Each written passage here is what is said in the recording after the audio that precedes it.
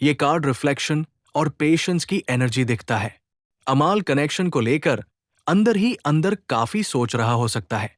7 of pentacles tab आता है जब किसी को लगता है कि इस बॉन्ड में टाइम, इमोशंस या अटेंशन इन्वेस्ट हुआ था और अब वो रुक कर देख रहा है कि इसका मीनिंग क्या था। अमाल शायद तान्या के साथ जो मोमेंट्स या कॉन्वर्जेशंस हुए उनको मेंटली रिविजिट कर रहा हो। उसके माइंड में ये क्वेश्चन आ सकता है कि क्या ये कनेक्शन फ्यूचर में ग्रो कर सकता था या नहीं। इस एनर्जी में जल्दी एक्शन लेने की टेंडेंसी कम होती है।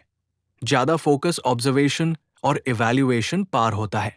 मतलब फीलिंग्स कंप्लीटली खत्म नहीं हुई है, लेकिन वो अभी पेशेंटली डिस्टेंस से सिचुएशन को समझने की कोशिश कर रहा है। King of wands strong attraction और एडमिरेशन की एनर्जी लाता है।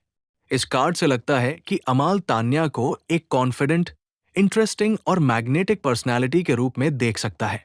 उसको तान्या की प्रेजेंस एक्साइटिंग लगती होगी, या उसको फील होता होगा कि तान्या में कुछ स्पेशल क्वालिटी है।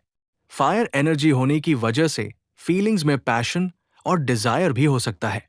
लेकिन जैब इंटरैक्शन रुक जाता है। टैब किंग ऑफ वैंड्स कभी कभी ईगो और प्राइड भी दिखता है।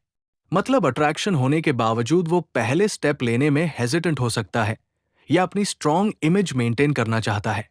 इसलिए उसके इमोशंस इंटेंस हो सकते हैं, पर वो उन्हें ओपनली शो ना करे। पेज ऑफ सोर्ड्स क्यूरियोसिटी और मेंटल एक्टिविटी का कार्ड है। इसे दिख सकता है कि अमाल तान्या के बारे में सोचता रहता है या उसको समझने की कोशिश करता है।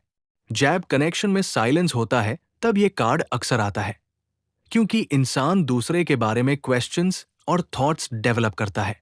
अमाल के माइंड में ये क्यूरियोसिटी हो सकती है कि तान्या क्या फील कर रही होगी, उसका पर्सपेक्टिव क्या होगा और सिचुएशन आगे कैसे मूव करेगी।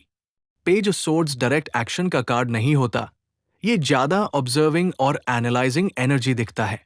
मतलब तान्या उसके थॉट्स में आ सकती है, लेकिन अभी वो ज्यादा सोच रहा है, कम बोल रहा है